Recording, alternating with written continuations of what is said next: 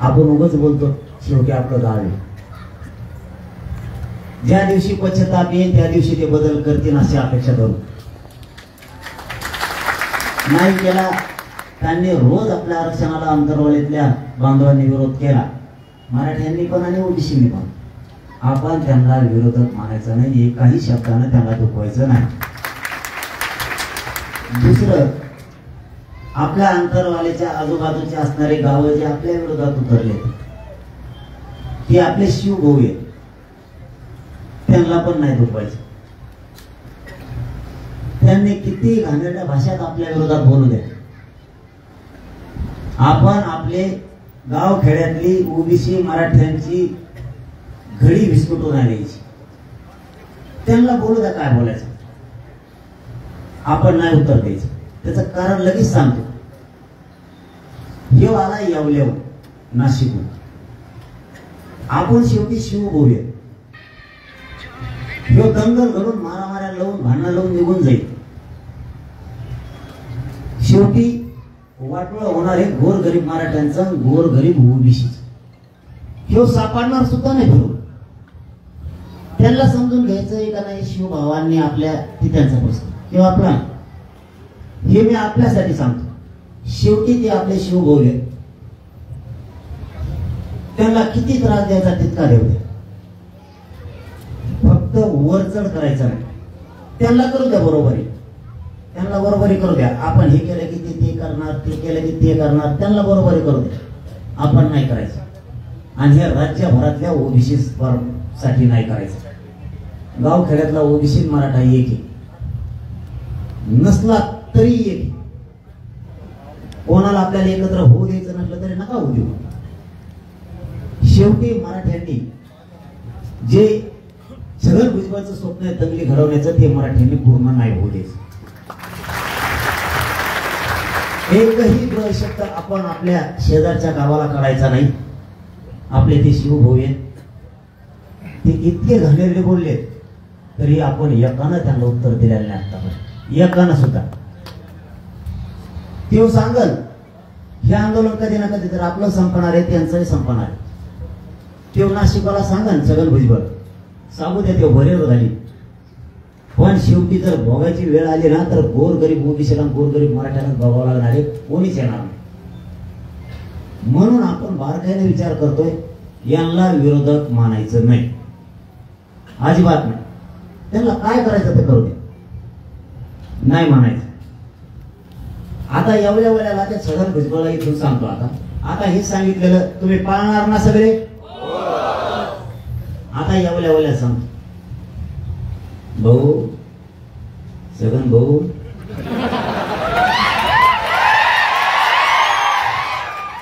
तो असा हिंगा जिरी तो आमच्यात काढी लावतोय. मी तो ह्या लय पुढचा आहे. तू बळत माथारा झाला, रक्त जळलं तो अंगातलं म्हणून. बेट्या तो जर टांगा उलटा नाही बांधला तिथून पुढे भांडणं लावतो. ओबीसी मराठ्यात, गोरगरीब धनगर बांधवात आमच्यात भांडणं लावतो, निघून जातो. तू किती डाव टाकले, मी नाही यशस्वी होणार. छगन भुजबळ तुम्हाला एक सांगतो, तू जितकं करशील तितके मग मराठी एक व्हायला लागले. इतका फायदा व्हायला लागला तो आम्हाला, माझ्या समाजाला. तो आकाडी केली तर आमचे लोक बांबूच घेऊन निघत, पापाचं ठोकले घे मोठा फोटा ठोकी. तुला कसं कळना, मला काही कळना, एवढं वय झालं. तो इथं येऊन आमच्या शिवाय शेजारी आमच्यात काडी लावली, मोकळा झाला. अख्खे महाराष्ट्रातले मराठी एक झाले. किती सोपं झालं मला. कमून कळा, तुम्ही जितकं करता तितका सामाजिक होतो. परत सांगतो, ते जर गार पडले ना आपलं गार पडत. तुझे जो म्हणा किती कमी, आमचे तितकी होते. त्यांनी 30-35 जण पडेल, गळेल, गुळेल गोळा केले आणि ते आपल्या विरोधात आता काम करते. आणि आता आपले फोन यायला लागले. मला एक पत्रकार बांधवाने प्रश्न विचारला, तुमचे फोन करते जणू रातपासून. म्हणलं कालपासून, रातपासून नाही. ते म्हणते आम्ही आहे तुम्हाला साथ. म्हणलं आहे तर चलन देऊ मग जापकान काय. म्हणजे मराठीचे एक झाले कोणामुळं. त्यांनी केली शाळा, त्याने केलं ओपन. त्याने ओपनला केलं माझ्या संगीत केलं आणि लागलं कागद वाचायला. कागद पुढं घेतलेला, तलवार शेतील दरबारे नामका झाले आणि तलवारी घासा. आता ते म्हणला तलवारी घासा गंजलेल्या मराठी तैड झाली. आहे का नाही काही गरज आहे त्याला उकरून भांडणं आणायची. सुईना चला ना. त्यो जितकं करेन तितका मराठी व्हायला. त्यो जितका करेन तितका. माझी तुम्हाला हात जोडून विनंती सगळ्यात, आपल्याला नाही हरायचं. कोणाच्या पायाला पायाने लावायचं. तुमचा लेकरो म्हणून सांगतो तुम्हाला, कोणालाच पाय लावायचा नाही, पाय पडायचा. जवळ नरड्याला येत नाही तोवर सहन करू. निवडणुकीत काही लोक म्हणले होते निवडणूक होईस तर संयम धरा. धरला तेही. निवडणूक झाली की केलं सुरू. तसं आपण जे आंदोलन संपलं तर संयम धरा. बघू, आपण बी बघू. नाविलाज सुरुवात आपल्याकडून नको व्हायला. गाव खेड्यातल्या एकाही ओबीसी बांधवाला त्रास देऊ नका. एकाही. त्यांनी देऊ द्या म्हणलंय मी तुम्हाला. त्यांना देऊ द्या काय द्यायचं. कारण छगन भुजबळला दंगल घडून आणायची. कारण त्याचं तसं आहे. लगेच सांगतो, एक 10 मिनिटं वेळ घेतो. कारण मला अंग थरथर कापायला लागलं. एखाद्या दिवस मला पुन्हा हॉस्पिटलला जावं लागतं. का काय की अंगात पुन्हा आग व्हायला लागली. मी नाही खोटं बोलत काही. शरीर नाही साथ देत मला, खरं सांगतो मी तुम्हाला. त्याने किती डाव टाकले, त्याला दंगल घडवायची आणि आपल्याला नाही होऊन द्यायची. त्याचं कारण सांगतो. आपलं स्थगित केलेलं आंदोलन आहे. किती महिने झाले? 10 महिने झाले आपलं आंदोलन सुरू आहे. आपलं स्थगित केलेलं मरण उपोषण आपल्याला परवानगी नाकार. आपल्या शेजारी का दिली त्यांच्यावर नाही डोसणार आपण कधी. छगन भुजबळने एवढा दबाव आणला, त्यांना दिली. त्यांना देऊ नये म्हणते नाही आपण. याला काय म्हणते? जातीवाद नाही म्हणतं काय म्हणते. हे छगन भुजबळचे मराठ्यांच्या विरोधात डावस होते. ना आपला विरोधक ओबीसीचा कुठला नेता आहे, ना धनगर बांधवांचा कोणता नेता आहे. सगळ्या मराठ्यांना ओबीसी दंगल घडवण्याचं, जातीय तेढ निर्माण करायचं काम करत असेल तर फक्त एकटा छगन भुजबळ, दुसरं कोणीच नाही. त्याच्यामुळे त्यांनी किती काय केलं तरी आपण नाही आणि कधी हटणार सुद्धा नाही. मी काय चूक करतो मला सरळ सांगा. तुम्हाला आरक्षण असून तुम्ही इतकी एक झाला, तुमचे भांडण करायची तयारी आहे. आरक्षण असून आम्हाला न मिळून देण्यासाठी भांडण करायची तयारी. मग मला एक सांगा, आम्हाला नाही म्हणल्यावर आम्ही किती तयारीत असतो.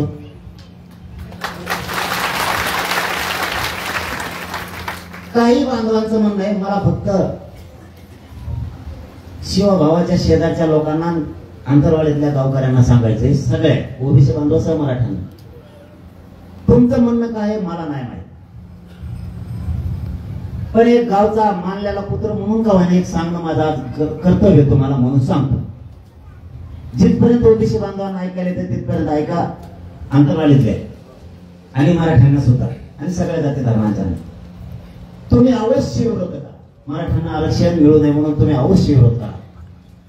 मराठ्यांकडून तुम्हाला कसलाही विरोध होणार नाही, प्रशब्द काढला जाणार नाही. आंतरवाली सुद्धा आणि आंतरवालीच्या बाहेर फक्त जे सत्य आहे ते स्वीकारा. सांगतोय ऐकायचं तर ऐका, पटलं तर पटवून घ्या, नसन पटायचं तर नका पटवून घ्या. ओबीसीला आरक्षण 1967 ला दिलं म्हणजे स्वातंत्र्य मिळाल्याच्या नंतर.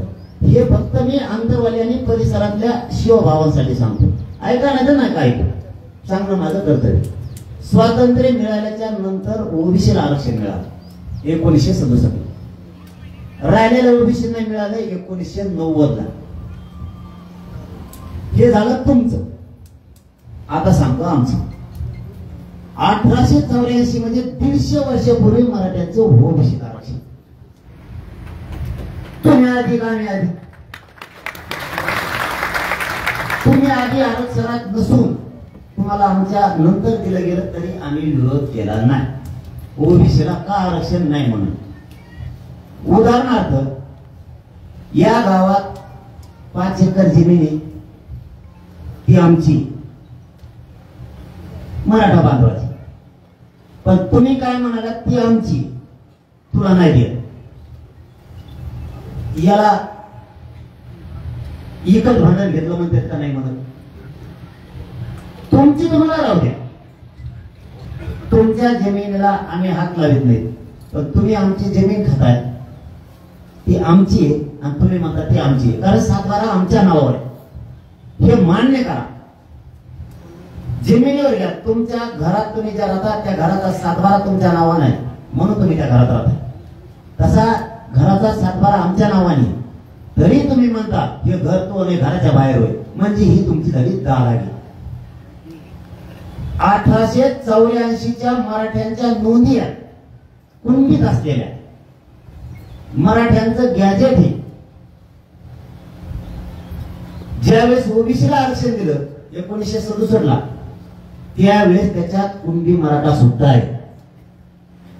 तुम्ही कशाचा धरून म्हणता आमच्या धक्का लावू नका, आमचं ताट खाऊ नका, आमच्या भाकरी खाऊ नका. समजून घ्या भावना. कोणता तरी नेता सांगतोय म्हणून आपण काहीतरी बिघडायचं आणि रोष व्यक्त करायचा. शेवटी एकमेकाच्या दारावर एकमेकांना आपल्याला हसलेले चेहरे बघायचे एकमेकाचे. एकमेकाच्या गल्लीतून जाताना एकमेकाला चालता चालता रामराम घालत जायचे. एकमेकाच्या शेतातून जाताना एकमेकाला रात्री काय अडचण आली तर एकमेकाने एकमेकाच्या मदतीला तांब्याभर पाणी घेऊन पळावं, ह्या भूमिकेत आपल्याला राहायचं. आम्ही तुमचं घेत नाही, तुम्ही सगळ्यात आधी हे समजून घ्या. तुमच्या आधी 150 वर्षापासून आरक्षण आमचं आहे, फक्त आम्हाला माहित नव्हतं ते हाई. आता माहित झालं. तुम्ही मोठ्या मनात म्हणा त्यांचं धर्म द्या त्यांना आरक्षण, कारण तुमच्या जागेवर मराठा असतात तर तसंच म्हणलं असतं. कारण धनगरांचं आरक्षण काय घटनेनं एसटी ते आम्हाला ते चौंडीला दाखवण्यात आलं म्हणून आम्ही आजपर्यंत ठासून म्हणतो धनगर एसटी ते द्या त्यांना आरक्षण. नसतं आम्ही नसतं म्हणलो. तसं तुम्ही खोट्याची कड उडू नका. शेवटी प्रश्न तुमचा आहे, त्याला आम्ही काय करू शकत नाही. जर आमचं आरक्षण आहे आणि चौंडीला नेतानाही वडीगोद्रेच्या धनगर बांधवांना आम्ही सोबत गेलो होतो. आजही सांगतो मी, नाही तर सांगायचं पण सांगतो, कारण ही अवल्या बघा जगत भुजबळ दंगल घडून आणणारे म्हणून सांगतो. मी गोदापट्ट्यावर तर प्रेम करतो, पण जे आंतरवाडीचे शिवा भावाचे गाव आहेत त्यांच्यावर सुद्धा करतो. कसं करतो ते तुम्हाला मुद्दाम सांगतो. वाढू द्या 10 मिनिटं, गरज आहे आता. मी 10 मिनिटं जास्त बोलून पण गरज आहे. मी वडीत येताना, पूर्वी मी वडीत येताना सरळ जायचो. मला जर आंबडला जायचं असलं सरळ म्हणजे वडीतून सरळ नको. आपल्या आंदोलन सुरू झाल्यापासूनचा विषय सांगतो, 29 ऑगस्टपासून आतापर्यंत. त्यावेळेस वडीचा बांधव विरोधात होता नव्हता हा भाग लांब ठेवा. वडीतून जाताना मी सरळ जात होतो, सरळ येत होतो. जसं 29 ऑगस्टपासून आंदोलन सुरू झालं तसं मी सरळ जातो, सर्व्हिस रोडने टर्न मारतो. जर इकडे जायचं असतं बीडकडे जर आणि इकडे जायचं असलं तर इकडून टर्न मारतो, पण वडीतून जात नाही. त्याचं कारण सांगतो. गैरसमज होऊन एक जातीवाद वाढवले. वाकडत बघितलं, गाडीचा धक्का लागला. आपले मन दुखता कामा नये, कारण आपण शिवभाऊ आहेत म्हणून.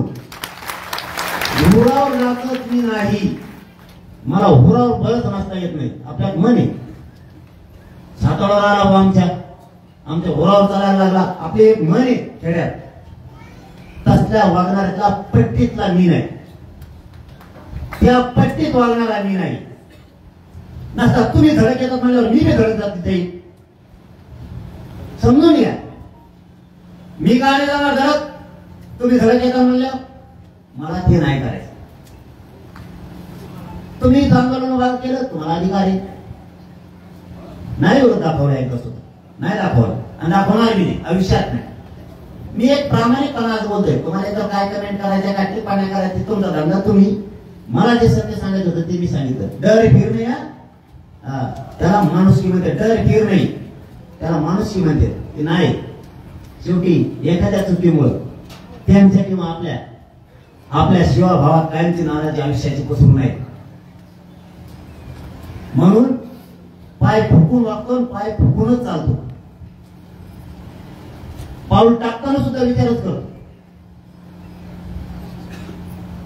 ही माझी पहिल्यापासूनची भूमिका, आजच नाही.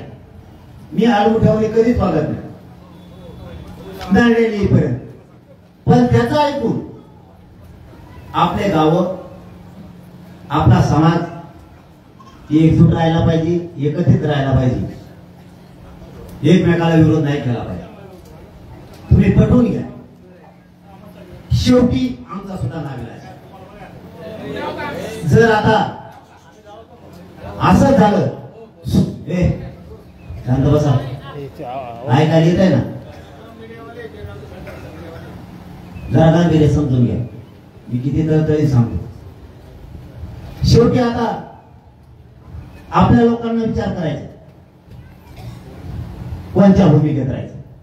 तुम्ही एक पट करता, हे दुप्पट करतील, हे सुरूच राहणार. मग आम्ही हटत नाहीत, हे मात्र खरं. कारण तुम्हाला खरं मान्य करावं लागणार. आमचं जर हैदराबादचं गॅजेट आहे, निजामकालीन सरकारी नोंदी आहेत, त्या तुम्ही रद्द करा नाही म्हणू शकत. तुम्ही जर रद्द करा म्हणले तर वाढणार नाही तर काय होणार. तुमचं वावर आम्हाला द्या म्हणल्यावर तुम्हाला राग येणारच. तुमच्या उभ्या पिकात जर आम्ही जनावर चारले, तुम्हाला राग येणारच. मग आमच्या उभ्या पिकात तुम्ही जनावर चारल्यावर आम्हालाही राग येणार. जर आमचा सरकारी नोंदी आहे, तुम्ही त्याला विरोध करता. 83 क्रमांकाला ओबीसीच्या यादीवर मराठा आणि कुणबी आहे, त्याला तुम्ही विरोध करता.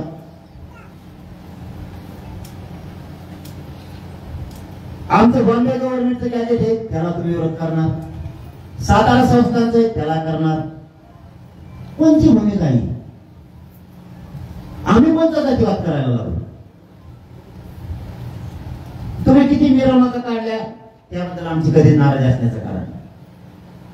ती त्याचा अधिकार करा. मराठ्यांनी त्यांच्या घुसायची काही गरज नाही. हे आंदोलन मराठ्यांचं आहे, अंतरवालीचं हे सुरू राहणार. कोणी सोबत असला आणि नसला तरी हे सुरू राहणार. काय घटनामध्ये झाल्या गेल्या त्या सोडून द्या. मोठे मन करा, काही चुका पदरात घ्यायचा शिका. आणि जातीसाठी मी प्रचंड अपमान सहन केला, प्रचंड. माझ्या उभ्या आयुष्यात मी जे शब्द ऐकले नाही ते शब्द ऐकले. फक्त जातीसाठी मी अपमान पचवला, गिरला सुद्धा. करू द्या अपमान. कोणी काही बोलतं, कोणी मीडियात बोलतं, कोणी शाजूकपणानं बी बोलतंय. 1.5 दिवसातच प्रश्न विचारला, त्याचं उत्तर बरोबर मराठ्यांच्या आंदोलनाच्या बाजूने देण्याऐवजी त्याच्या सुईचं कसं द्यायचं, त्याची बाजू कशी सावरून न्यायची ते द्यायचं. प्रवक्ता असल्यासारखं सत्ताधाऱ्यांचं बोलायचं, लय हुशार असल्यासारखं. सगळं आंदोलन तेच चालित असं.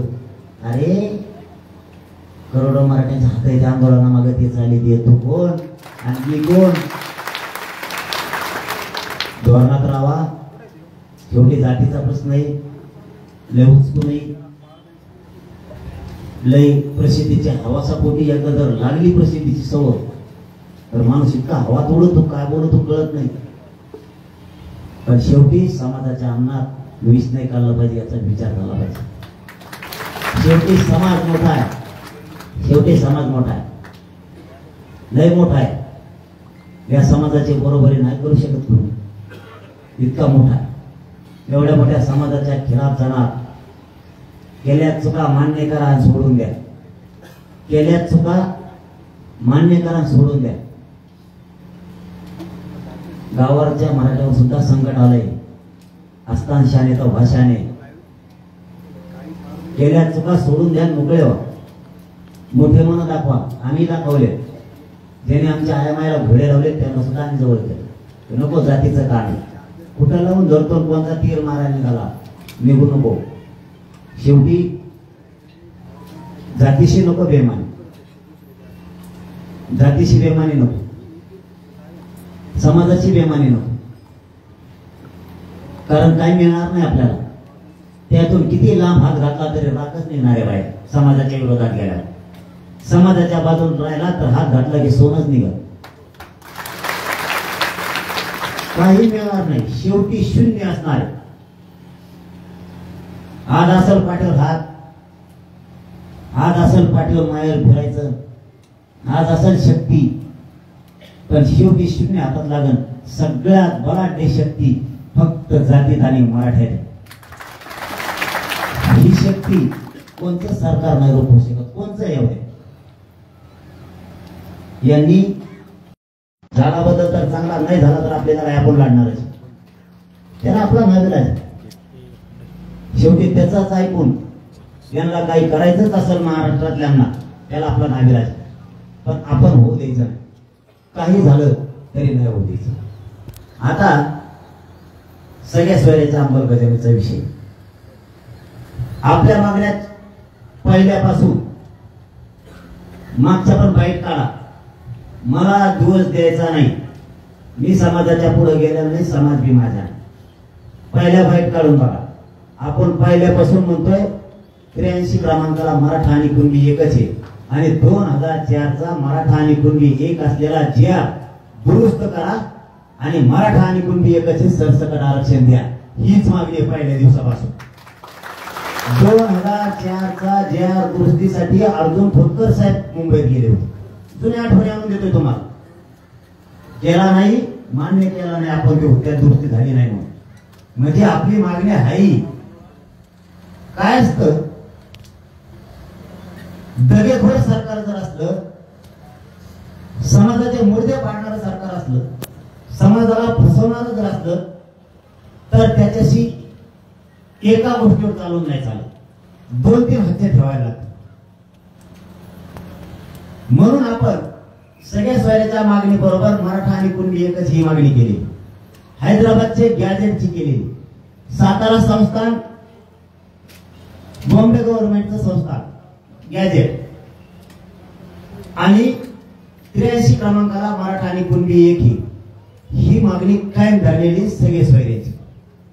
आता त्यात काय, जे बैठका नाहीत का ते पलट्या नाही, बैठका नव्हते. चंद्रकांत पाटील दादा कवाच बैठकील नाही, एका भिंग्यात तुकाराव बघितलं ते जाणे. ते म्हणतंय जाऊ द्या, आता शेवराज देश साहेब म्हणले बोलू नका, जाऊ द्या. ते काय म्हणते दादा, चंद्रकांत दादा म्हणते ती जी अधिसूचना काढली, मान्य झाली, तवाच माघारी गेली. तुम्ही होता का तिथं? नाही. तुम्हाला त्यातलं काय माहित आहे का? नाही. आणि तिथेही सांगितलं होतं ही व्याख्या आम्हाला मान्य नाही, तुमची तुम्हाला ठेवायची तर ठेवा, आबकडं करा. ठीक आहे म्हणजे आबकडं करू, आमची ही व्याख्या आम्हाला पाहिजे. म्हणजे तुम्ही पलट्या मारायला लागला. आता मी पहिल्यापासून सांगतोय आमच्या व्याख्याप्रमाणे घ्या, आमची व्याख्या तुम्ही घ्या ना. ठीक आहे म्हणजे घेतो आम्ही. प्रत्येक वेळेस सांगतो सगळ्या सोयऱ्यांची व्याख्या आमच्या व्याख्याप्रमाणे घ्या, सगळ्या सोयऱ्याची मागणी, तर अंमलबजावणी करा, नाही तर करू नका. सरकारला एकच सांगतो मी आज अंतरावळीत, मी 13 तारखेपर्यंत बोलणार नाही, पण एवढं सांगणं गरजेचं आहे कारण ते काल बोलले म्हणून. तुम्ही जर पलट्या मारल्या, तुमचं सरकारने पलटी केलं म्हणून सांगायचं.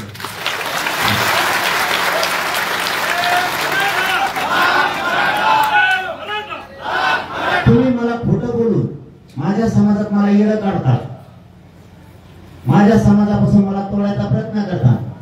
तुम्ही मराठ्यांच्या आमदारांना, मंत्र्यांना भाजपाच्या किंवा शिवसेनेच्या, राष्ट्रवादीच्या बोलायला लावता. मी समाजाला पहिल्यापासून सांगतो, मी आहे त्याच मागणीवर ठाम आहे, मागण्या वाढलेल्या नाही. हे मुद्दाम पसरणार अशी मागणी होती, तसंच केलं, असंच केलं. यांचं म्हणणं काय, तुम्ही काय केलंय, गिरीश महाजन साहेब होते, हे ज्याची नोंद निघाली ना त्याला चुलत्या पुतण्या काक्या आजोबाला मिळते, हे मला माहिती, सदुसरपासून मिळते पहिल्यापासून. आपण म्हणतो सगळ्या सोयऱ्या ते झाले रक्ताचे नातेवाईक, चुलते पुतणे काकी. हे काय म्हणते मला, या काही गिरीश महाजन हेच म्हणले होते.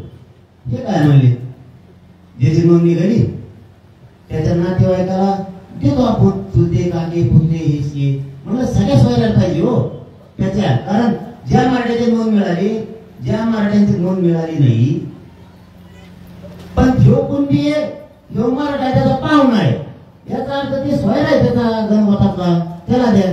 आणि मग तुमची सोयराच आहे ना, याची नोंदणी कधी, ही त्याचा चुलता, ही त्याचा पुतण्या, हिला झालेली ती. म्हणून तुमच्या चुलते पुतणे भावापासून सोयरे झाले, चुलता पुतना लग्न करता एकामेकासंग.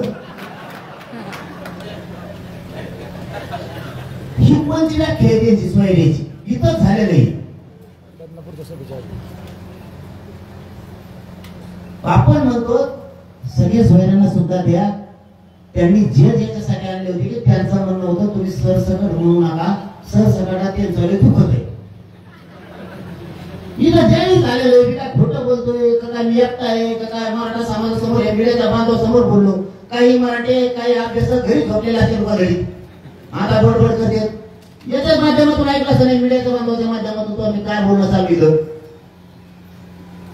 आणि इथं एवढं झालं, इथं धनंजय मुंडे बसलेले ह्या जागेवर, इथं नारायण कुचे, इथं उदय सामंत साहेब, जागा सांगतोय तुम्हाला, जागाला वाळत मारू फुले कोण कोण बसल्याला. इथं कोपऱ्यात बच्चू कडू साहेब आहे, इथं न्यायमूर्ती गायकवाड साहेब आहेत, त्यांच्या शेजारी दुसरे न्यायमूर्ती आहेत, त्यांच्या पाठीमाग संतोष यादव आहे, त्यांच्या पाठीमाग याच्यावर टेबलावर ओपर ठेवून मंगे चिवटी ओपर ठेवून इथं सगळ्या समोर चर्चा चालू आहे. सगळे सोयरेचं पटतंय आणि शेवटचा चौथा शब्द मागेल त्या मार्गाला द्यायचं. तर धनंजय मुंडे म्हणले मागेल त्याचं मागेल त्याचा, आणि त्यांनी कचकुंडवाळा हाणला त्या पुच्या कसा हाणला मारला नाही,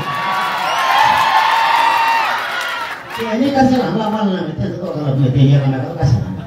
त्यांचा पाहिला काही राग होता का आंदोलनासाठी हाणला मारला माहित नाही, त्यांचं ते दोघं विचारते एकामेकाला फोनवर काय असेल. आणि सगळ्या सोयऱ्यांची इथून झालेली गोष्ट आहे. घेतो म्हणले आम्ही. न्यायमूर्ती कशासाठी आणले चार तुम्ही, सचिव कशासाठी आणले, पांचाळ सर सुद्धा होते. अरे असा कलेक्टरचा महाराष्ट्र लागणार नाही, खरं सांगतो कौतुक नाही करत, भूत कलेक्टर आपला जालना जिल्ह्यात चांगला आहे, खोटं नाही बोलत. काय असेल इमानदार माणूस सगळे इथं बसलेले होते. अरे एक नाव राहिलं ना, विभाग आयुक्त आदर साहेब, ते तर मुंबई पण होते माझ्या संग, वाशी, लोणाळा, आणखी 2-4 जण ते होते. सगळ्या सोयऱ्यांची व्याख्या लिहून देऊ भरकडत दुखले, हात दुखले, शपथ सांग तुमच्याशिवाय मला कोणी नाही, समाजाला जाहीर सांगतो. हो, हे सरकार मला खोटं ठरली. हे मीडियाच्या बांधवाला सांगतील, घंटा घंटा प्रेस येतील, आपले बी काही अभ्यासक उठतील, आपल्या आंदोलनातून काही नवीन अभ्यासक झालेले ते बी खूप आता वळवळ करायला लागले, कुणालाही पुढे घालतील. मी ज्या गोष्टीवर ठाणे त्याच गोष्टीवर ठाणे. हे घेतच नसतील तर तुम्ही असं समजा माझ्या समाजाच्या लेकराला धोका दिला आणि मी सुद्धा तुमचं लेकरू आपल्या लेकराला धोका दिला ही भावना ठेवा. त्यांचं ऐकून विखुरून जाऊ नका. वाटलं होईल आपल्या लेकरांना, पुन्हा लढून पुन्हा मिळू, पण आपल्या व्याख्याप्रमाणेच आपल्याला पाहिजे. जाऊ द्या, एखादा गाव फेल गेला तर गेला. मराठ्यांनी हुशार होईल आता. 50 गाड्या म्हणायचं मुंबईत गेलो तर इकडे गेलो, दिल्ली गेलो, काय सातत्यानं लढावं लागणार आहे, तेव्हा आपल्याला मिळणार आहे. ते लढते ओबीसीचे नेते सातत्यानं लढते म्हणून त्यांच्या जातीला मिळाले. एकदाच लढलं तर कलरल्यासारखं करायचं नाही. झाली चक्कर तर झाली, मुंबईला काय करतो मग आता फसिल्या दुसरी एक काढू मग ह्या चक्रात मी त्यांचं ऐकलं, माघारी आलो, काय डाग लावते ते लावू द्या मला. दुसऱ्या चक्रात तुम्ही जेव्हा माघारी चला म्हणतात तवाची तुम्ही म्हणले पाटील तुम्ही आता इथं बसा, इथं गोटा ठोला, या गोट्यावर बसा. आम्ही जेव्हा म्हणतो मुंबईतून बाहेर चला तेव्हा आम्ही त्या गोट्यावर खुशाल टेकून झोपतो.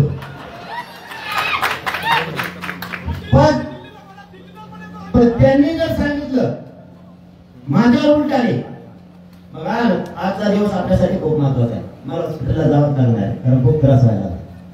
तरी सांगतो आजचा दिवस आपल्यासाठी महत्वाचा. यांनी माझ्याविषयी असे डाव टाकतील, कदाचित एखाद्या तुमच्या वेळेस बी टाकतील. मग मी असंच म्हणायचं का तू चुकीचा आहे? माझ्याकडून एखादी चूक झाली तर मला दोषी धरण्यापेक्षा मार्ग काढून पुन्हा लढू. छत्रपती शिवरायाला आता नाही एखाद्याच्या 10 पावलं मागे सरकारले, एखाद्या वेळेस तह केला असेल किंवा काय केलं असेल पुन्हा जाऊन आणि लढले. एखादी चूक झाली एखाद्या सैन्याकडून, मी सैनिकच आहे तुमच्या फडक्यात मुलगाची, पण हटलो नाही, कोणाच्या हुकायला शिवलो नाही, कोणाच्या चहाला शिवलो नाही, कसलाच लाजणार नाही. आणि मरणाच्या शेवटच्या घटका मोजायची वेळ आली तरी तुमच्याच कायाशी मरण पण तुमच्याशी गद्दारी करणार. यांनी बरोबर हेरलंय, आता डाव टाकलाय. मराठ्याला आरक्षण कसं मिळून द्यायचं नाही. एकीकडून ओबीसीची टोळी उठली वरची आणि एकीकडून सरकारनं सांगायला सुरू केलं सगळ्या सोयऱ्याची पहिली अंमलबजावणी झाली, काय करायची गरज आहे आता. पण नातेवाईकाला पहिलं दिलेले ते चंद्रकांत दादा म्हणले फडणवीस साहेबांनी मागत दिले सगळ्या सोयऱ्याची याची अंमलबजावणी आपल्या नातेवाईकाच्या. मग आम्हाला माहित नाही कधी दिली, म्हणून एकाची नोंदणी केली की सगळ्यांनी घेतली, त्याचा आजा पंचा चुलता पुतणे काके आत्या सगळ्या घेतले. आम्हाला माहिती, अरे आपलं ठरलंय काय, सगळे सरसकट मागणी आमची. बघा मागणी बदलली का मग आपली सरसकट. तू म्हणले ते झाले, तू खोता भाऊ सरसकट नको, गिरीश महाजनच म्हणले. हा मला जाऊ द्यावं, मग दुसरं काय म्हणले सगळे सोयरे. तरी धनंजय मुंडे साहेब चतुरी एवढं म्हणी आयला हे सगळे सोयरे म्हणले, ज्याची नोंद सापडे त्याच्या सगळ्या सोयरे म्हणलं एक मराठीत जरी सापडे महाराष्ट्र केला आणि म्हणलं मग सरसकटला दुसरं कोणी जात, दुसरं काय मग सगळ्या सोयराच आहे त्याचा, कारण एका मराठीत अख्खा महाराष्ट्र नात आहे. म्हणलं मग एकच झालं आणि म्हणलं मग ते हे घे कोण सोयऱ्या. आता सगळ्या सोयऱ्या जर तुम्ही फसिलं उद्या समस्या सुद्धा होती. तुम्ही जर सगळ्या सोयऱ्यात फसवून आमची व्याख्या नाही दिली, ती अंमलबजावणी आम्हाला मान्य नाही. आमच्या पहिल्याच मागणीवर ठाम आम्ही सरसकट मराठ्यांना कोणी प्रमाण काय करणार. आम्ही काय चुकीचं केलं, मागण्या वाढल्या नाही, बदलल्या नाही. हैदराबादच्या गेले कसं काय येत तुम्ही, आंतरवाडीत आमचे 2 एकर जमीन सापडी 7 बाळ आहे, कसं काय देत नाही तुम्ही. 7 बाळ देत नाही माझी, तिथं दादागिरी झाली. त्याच्यामुळे यांनी वेगळे वेगळे डाव टाकून ही करणार आहे. आणि ही अंमलबजावणी जर त्यांच्याच व्याख्याप्रमाणे झाली, आपल्याला मान्य नाही, गुलाल फेरा उधळायचा नाही. 100% सरकार काहीतरी आणणार आहे आता सापडून, येडं वाकडं काही पण येडं वाकडं कळत आहे. मला काय व्हायना पाची पकडा नाही काय होत. त्यामुळे त्यांचं ध्यान आलं याला आता बदनाम करून संपणार. तुम्हाला बदनाम करणं किंवा मला बदनाम करणं म्हणजे आपल्या जातीचं वाटोळ होणे. फक्त आपली बुद्धी आता आपणच चालवायची. कमून दुसऱ्याला भाषा पाहिजे बा, कमून पाहिजे दुसऱ्या सांगितलं पटत आपल्याला. एक म्हणे काहीतरी सोनाराने कान टोचले पाहिजे, आपण पण आपल्याला कळ लागली का तुला म्हणतात का नाही. ते जुनी म्हणे सोनाराच्या हाताने कान टोचल्यावर बरोबर. आपण तुझे लोक आले कळ लागली का तुला, तरी का फुटा ठेवायला हातोडे. आपल्या सुद्धा आपल्या लोकांचा खरं मानायचं शिका ना. कुणीतरी मला ते नालाय घेऊन तुम्ही नालाय आणि तो सगळं आपले होते एकामेकाला फुकट खायला गोड लागत होतं तेव्हा चांगले होते. तुमच्या एका रात्रीत बिघडलं, 10 वर्षाचे मित्र तुम्ही, कशावर तुमचं बिघडलं म्हणून तुम्ही वाईट झाले. आधी कसं चांगले होते. मग कोणाचं तरी ऐकून आपल्या जातीचं वाटलं होईल असं नको वागायला. तुम्हाला सांगतो ओबीसीच्या अंगावर आपल्याला नाही राहायचं, नड्याला बसतं नाही राहायचं. मग नावेला जे छगन भुजबळाला जर दंगलच करायचं असत तर नावेला जे आपण अर्ध्या महाराष्ट्रात आपण एकटेच, आपण लय कट्टर मारले त्याजवळची ते सगळे आपल्या घरात. त्याला करायचंच असेल तर त्याजवळची ते सगळं आपल्या जवळ. काय चुकीचं बोलतो मी सांगा, भांडण लावायला लागलो का. अरे तुम्हाला हसून तुम्ही तुमचं काय सोडून आमचं देऊ नका म्हणताय. लोकं भांडण कसं काय घेताय तुम्ही. आता मला वावर नाही समजा, मी म्हणतो हे वावर मग हे दी मला आहे का उपराला भांडण घेणं देण्याचं नाही का. दांड घेऊन गुढी पडायचं नाही त्या हनुमान येतो ना तुमच्या अंतरवाडी मला वावर नाही राहिला. मी आता जातो धुनकाच्या आसपास हिमत चालला काय. अरे तुम्ही म्हणता बोल तरी चुलती आपण नाही फोन करता घराला म्हणते टांग आले मला हाणायला म्हणणार का नाही रे. काय राव तुमची माणुसकी जिवंत नाही राहिली. आमचं आरक्षण आणि मला सांगायचे कसले बी डबडे डुबडे काय दावाचा अभ्यासाचे मला सगळं माहिती त्यांना वेळा केलं तो कोण आहे रे मला सगळं माहिती मी फक्त तुम्हाला विरोधक मानत नाही मानायचं नाही मला कधीच मानायचं नाही आणि मला आयुष्यभर मानायचं नाही मी शब्द दिलेले ते पाळतो हो पाळणार आणि पाळणार सुद्धा मुस्लिमांना धनगरांना मराठ्यांचं आरक्षण मिळाल्याच्या नंतर आमचा ज्वलंत प्रश्न आहे कसे देत नाही ते बघतो या शब्दावर मी ठाण आता हे करू झालं कोण म्हणून आपल्या कोण काय बोलत म्हणायचं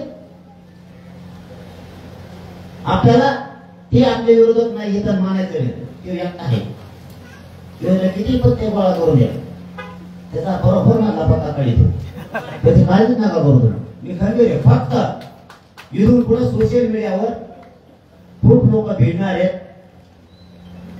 द्वेष पसरणार आहेत आरक्षणाच्या बद्दलच्या खोट्या माहित्या पसरणार आहेत म्हणजे मराठ्याला वाटलं पाहिजे मराठी मागते ते आरक्षण नाही वाटतं हे सांगते तेच हे का कारण खाली ते नाव टाकी देत मग आमका नाही पीएचडी करण्यावर काही बी कुंकडे नाव टाकी देत माझ्याचा आदेश आहे मी त्याचा आदेश आहे म्हणजे लोकांना थोडं खरं वाटतं काही खरं नाही यांचं काही सांगून नाही म्हणतो आम्हाला कारण शेवटी आता वेळ आली आपला बाबड्या म्हणायची नाविलाज दुसऱ्याचा बाबड्या म्हणतो ते आपलं बसलं हागलं पण त्या हे घेऊन चाललं मांडी तोडून घेऊन चाललंय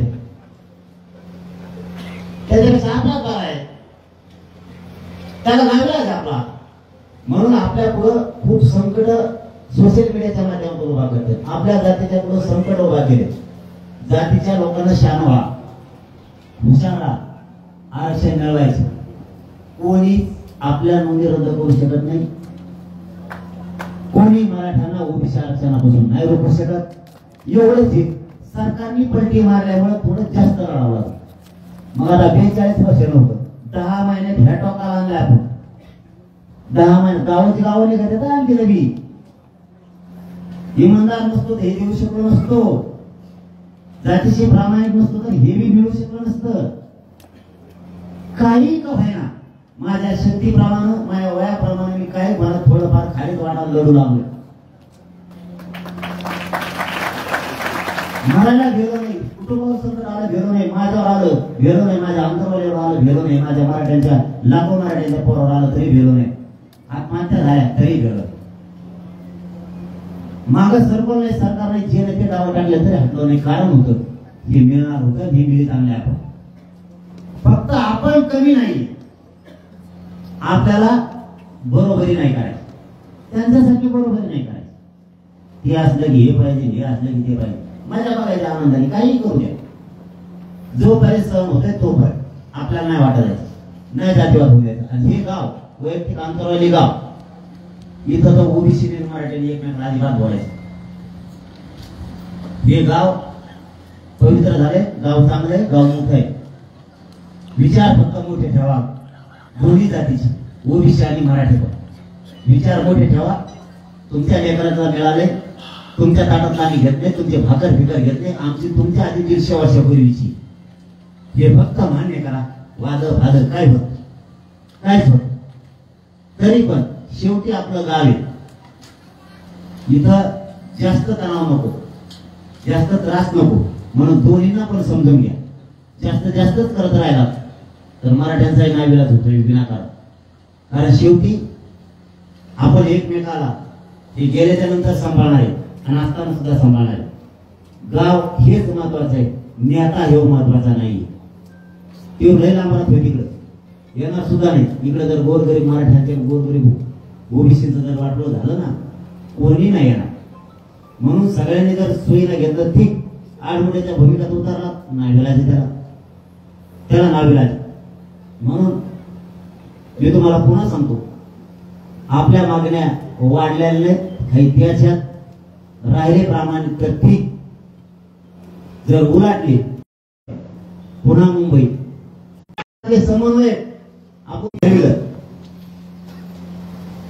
आणि नंतर बाहेर येऊन सांगितलं त्याला मी मनात ठरवलेलं नाही आता काही वेळ आली किंवा सरकारने तुम्हाला जवळ केलंय म्हणून मला एकट्याला कुठं ठरवू नका बदमाश होऊ नका, गद्दारीचा शिका लागून येऊ नका. तुमचं आमचं पटत नसल नका पटू दे, पण खरं बोला जातीसाठी.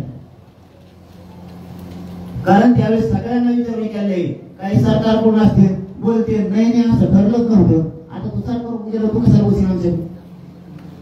आणि हे प्रत्येक नेत्याशी 42 वर्ष झालेल्या सरकारने काम करणाऱ्याला जेलात काढलेलं आणि समाजानं ते मान्य करायचं नाही. इथून पुढे ते खरेदी धरायचे, आपली जात आपल्या जातीचे लेकर खरे धरायचे. इथून पुढे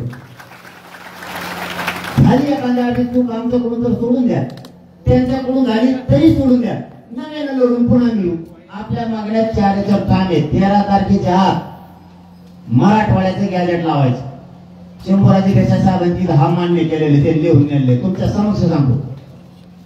दुसरं, सातारा संस्थांचं गॅजेट पुरा पश्चिम महाराष्ट्र आरक्षणाचं, बॉम्बे गव्हर्नमेंटचं गॅजेट पुरा पलीकडचा उत्तर महाराष्ट्रातला नाशिकचा आणि मुंबईचा राहिलेला पट्टा आरक्षणाचं. हे सरकारी नोंदी याला 7-12 मध्ये आपल्या भाषेत आपल्या जमिनीवर फक्त कब्जा केला, आपल्याला मोकळा करायला लावायचं. हे करीत नसलं आपल्याला उठावं लागणार आहे पुन्हा. इतकं सोपं आहे.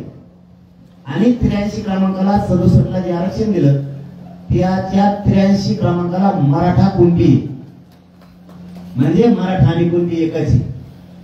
फक्त तिथं कुणबी ही मी तुम्हाला स्पष्ट सांगतो, कारण आंध्रात ठेवायला काही नको, मराठा नाही तिथं. काय कुणबी, कुणबी म्हणजे शेतकरी. बरं त्या कुणबीला काय दिलं तर त्याचा व्यवसाय शेती. बघा त्याचा व्यवसाय शेती म्हणून त्याला दिलं त्या कुणबीला. मग समकक्ष असायला लागतो. समकक्ष म्हणजे कसा, तेवढेव सारखा असायला लागतो. मग आता विदर्भातला मराठा उदाहरण तर कुणबी, मराठवाड्यातला कोणी समजा विदर्भात शेती करतोय मराठा, इकडचा मराठवाड्यातला मराठा काय करतोय, कवाटी आणतो समुद्रात. व्यवसाय सारखा आहे, बागवण्याचा माळ्याचा.